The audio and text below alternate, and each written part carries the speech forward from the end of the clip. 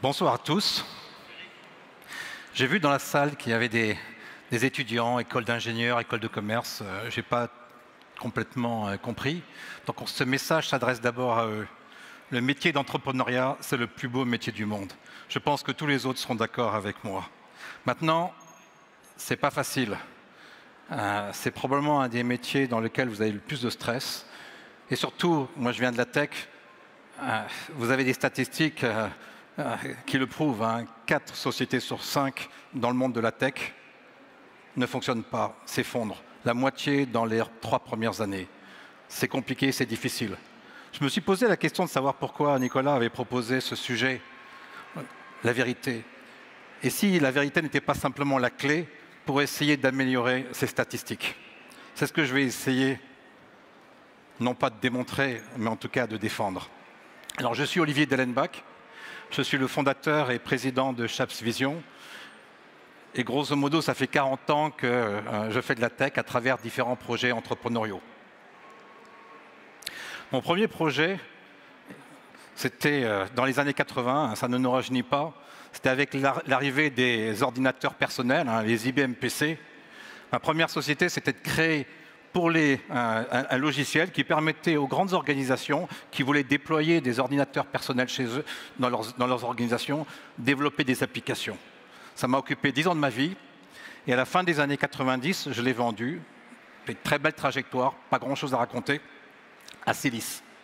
Puis à la fin des années 90, vous avez Internet qui est arrivé. Et là, je me suis dit, on va faire la même chose. La plupart des grandes entreprises vont développer des applications sur Internet. On va leur fournir les outils pour leur permettre de faire ça.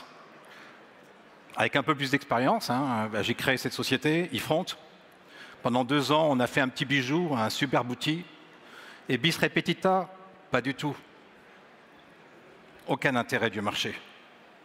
Ça ne marchait pas. Difficile à comprendre, au premier abord, c'était une telle évidence. Ça avait tellement bien marché la dernière fois. Et ben non, en fait. Alors on a réfléchi, on s'est dit mais finalement, qu'est-ce qu'on va faire? Et on a fait ce qu'on appelle un pivot. C'est-à-dire on s'est dit, puisque personne n'a envie d'acheter nos outils, pourquoi ne pas utiliser nos outils pour développer un applicatif? Et puis en discutant avec nos investisseurs, la Caisse des dépôts, ils nous ont dit, écoutez, on est en pleine bulle Internet, on a investi dans des centaines de sociétés qui sont en train de partir à la casse.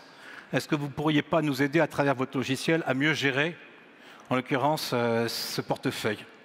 On a développé un produit qui s'appelait Front Venture. Et pour faire l'histoire courte, 20 ans plus tard, en 2019, on était le leader mondial dans le logiciel pour le private equity. Et je vendais la société à BlackRock, le géant américain, pour un montant très significatif. Si on ramène ça au sujet de la vérité, il y a 2 leçons en fait. La première vérité, c'est qu'il n'y a pas de recette magique pour réussir un projet entrepreneurial. Ce qui a marché à mon premier projet n'a pas marché à mon deuxième.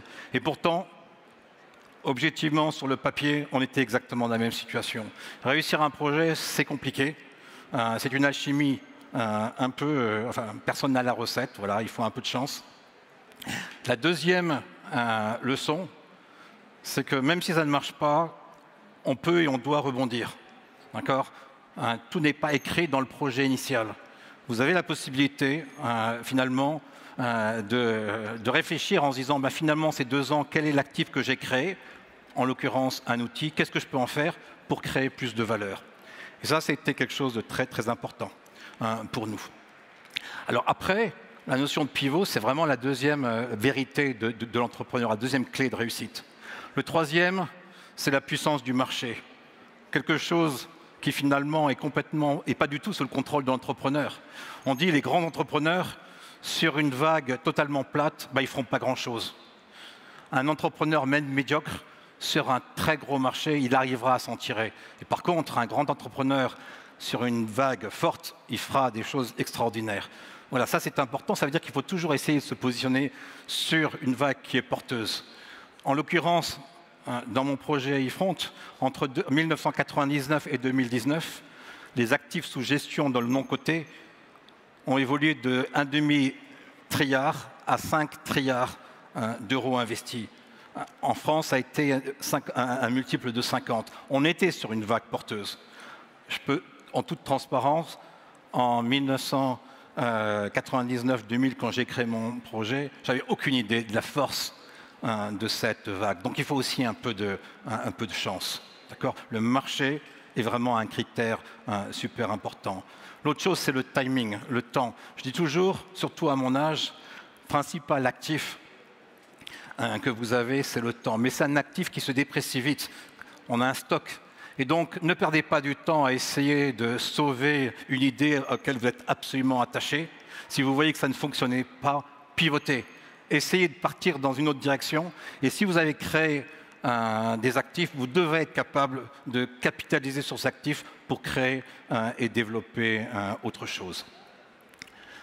Un point important, et ça fait partie de l'exercice de vérité, on n'est pas omniscient en tant qu'entrepreneur. On a ses compétences. Moi, je sais que je prétends être un bon ingénieur, c'est ma formation, très mauvais commercial, pas forcément bon communicant. Et donc, ce qui est important, c'est d'arriver à trouver, en fait, l'équipe, les gens qui vous complètent. Et ça nécessite déjà une belle introspection interne pour dire quelles sont mes compétences et quelles sont les compétences dont j'ai vraiment besoin. C'est la force des startups américaines. Les jeunes entrepreneurs sortis d'école de Stanford, ils ne sont pas plus brillants que les nôtres. Mais ils savent, sous la pression de leurs investisseurs, bien s'entourer. Voilà quelques clés qui me semblent importantes.